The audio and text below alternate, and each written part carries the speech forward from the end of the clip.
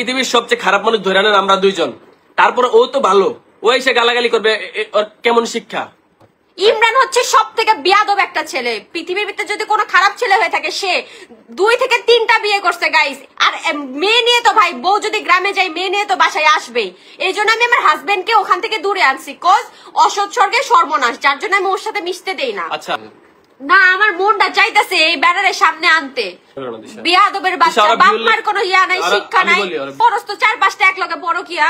ওই ইমরানে এত বাজে বাজে ভিডিও বানাইতেছে শুধুমাত্র টাকার জন্য। কি কি ইলিগাল কাজ করছে আমার জামাই রে, আরো কি ইলিগাল কাজ করার লিগে 700 সবকিছুই আমার কাছে আছে।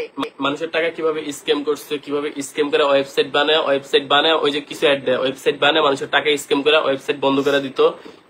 মেলাটাকে কি দিয়ে দোকান দিছেন, কি দিছেন? এই ব্লগিং থেকে এত টাকা আসে? সব আমি অনলাইনে প্রকাশ করতে বাধ্য। যদি আমার ফ্যামিলি ভালো না থাকে তাহলে আমি তুমি যদি আমার গলায় এসে টিপ দাও, আমার মাইরা ফেলতে, আমি তোমার ছেড়ে দেবো না। আমি মরলে তোমার মরে যাবো, সমস্যা। তুমি আমার মাইরা পারলে মারো, আসো, পারলে এই জায়গায় মাইরা আসো দিয়া যাও। তোমার না অনেক হ্যাডাম, তুমি না লোক নিয়ে যায় তোমার বাসায় সামনে যা পুকুরে ধইরা মারো, মনে নাই? ও মানুষকে অনেক অত্যাচার করে। বাস্তবিক চেহারা তহিদ আফ্রিদির যেমন একটা শুনছি, এর থেকে কোন অংশে কম না। সে হয়তো গ্রামে থাকে, সাভারে থাকে, বাট সে খুবই ডেঞ্জারাস লোক। দেখতে শুনতে সরল সহজ মনে হয়, কিন্তু সে খুবই ডেঞ্জারাস লোক। এবার বিভিন্ন জায়গা থেকে আইনি মাধ্যমে আমার বলা হয়েছিল যে ইমরানের ব্যাপারটা, ইমরান বলার জন্য, কিন্তু আমি কখনো বলি না ইমরানের কথা, কোনো কিছু আমি বলি। আমি যে অ্যারেস্ট হয়েছি, আমার জায়গায় অ্যারেস্ট হইতো ও, জাস্ট এই কথাটা বললাম। ওর না পেয়ে আমি অ্যারেস্ট হয়েছি। আর মুখের ভাষা এত পরিমাণ বাজে। এই তামান্নাকে কেন নিয়ে আসো আমি জানি না, আমি সবকিছুই জানি, ঠিক আছে? আমি তিশা, আমি যদি ডাল ভাত দাও, ভাত খাই, ডাল দিয়ে ভাত খাই, তাও আমি আমার ফ্যামিলির ভিতরে 3rd পারসন অ্যালাউ করবো না।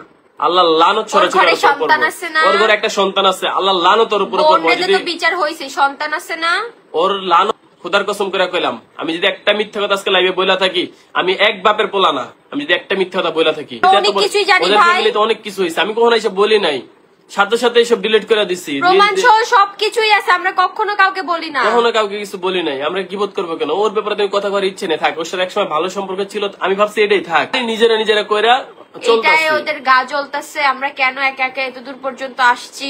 ওদের চান্স